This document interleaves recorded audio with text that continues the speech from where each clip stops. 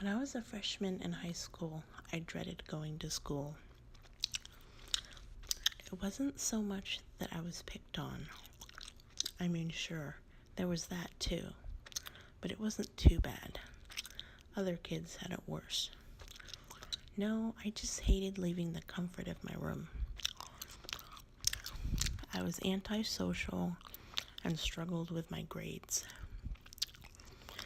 It just wasn't the amazing blast of a time that Saved by the Bell made it seem. Sunday was almost as bad as Monday for me. The anticipation of having to wake up early again the next day was with me all day long. My anxiety was always peaked. The one thing that gave me pleasure was Sunday afternoon, before it closed, my mother would drive me to the local pizza place. Sometimes we'd grab a pizza, but my favorite was to pick out a movie. Something funny, something romantic, it didn't matter. Just something that would give me some sort of enjoyment. Of course, I'd be bummed out the second the credits started to roll, and I'd have to go to bed. But for a brief hour and a half, I'd be entertained.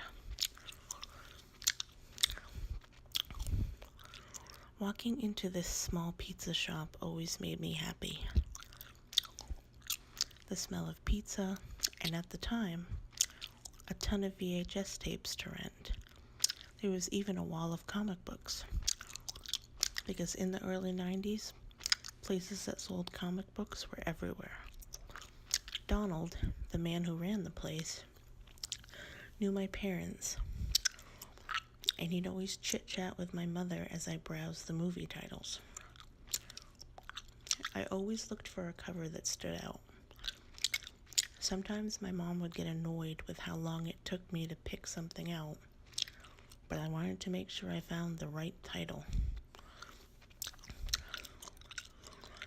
When I grew up and moved away, I'd swear that there was still no pizza anywhere, not even at local mom and pop places that tasted quite like Donald's Pizza did. I loved coming home to visit and stopping by to chat with Donald and pick out a Now DVD. The VHS tapes had been sold many years before in a sale. The place looked different, of course. The clunky hanging TV of the early 90s had been replaced with a small flat screen that was mounted on the wall.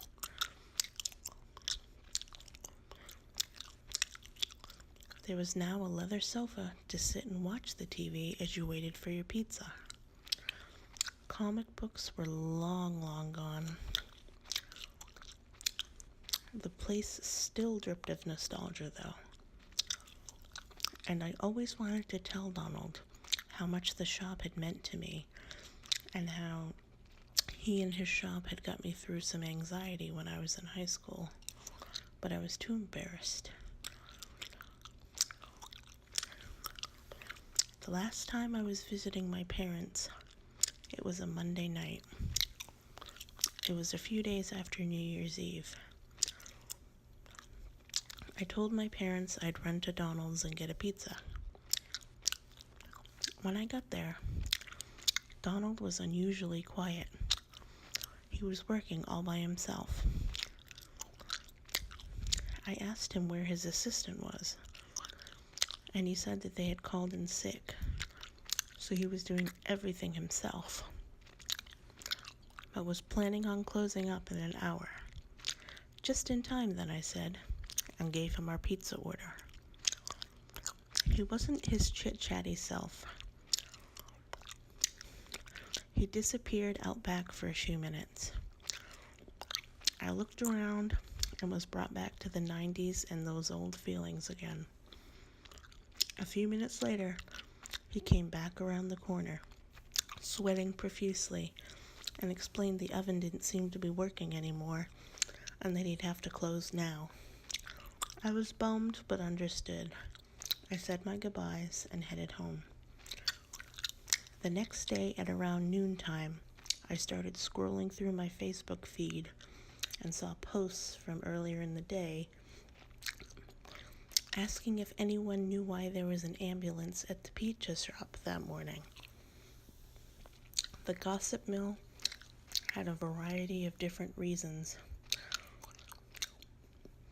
but ultimately, we found out that evening that Donald had died of a massive heart attack while working at the shop the day before. I immediately felt guilty and wondered if I should have known something was wrong with how frazzled he was and how sweaty and tired he looked. My parents insisted I was being ridiculous, but I couldn't let go of that feeling. I had to have been the last person to see him, and that made me feel slightly responsible and lousy. I'm not a religious person, but I sought out my friend from later on in high school that had become a youth minister. As we sat in his office, he explained to me that unless I had literally seen Donald clutch his chest or fall over in pain, it wasn't my fault that I didn't think anything was wrong. I felt slightly better, but not much. As I walked out into the hallway, someone tapped me on the shoulder. It was Donald's coworker, Cindy. I couldn't help but overhear what you said about trying to grab a pizza from Donald last night. You said it was before close, and he said the oven wasn't working. Is that right? Yes, I said. I'm feeling pretty awful that I didn't recognize he wasn't well. Tell me about it, Cindy said. I feel just awful that I had to call in sick. I really do, but I really wasn't feeling well. It's not your fault, I told her. Cindy looked hesitant. What is it? I said. Well, it's just that, and I don't want to be morbid, so please don't think of me that way, but when I found Donald, he was laying face down on the floor in the back room. The ovens were on and working. This was 7 a.m. I got there early to help prepare for the day because I felt guilty. And there he was, laying in the back room, but the ovens were on and working. I stared at her, puzzled. I don't understand. She gulped some air. I don't either, because you saw him and spoke with him at 6:30 p.m., right? Yeah, I did. Where are you going with this? I was starting to sweat. Well, the people that came to look at his body, it was determined that he died at 4 p.m. Are you absolutely sure on the time that you were there? I looked at her,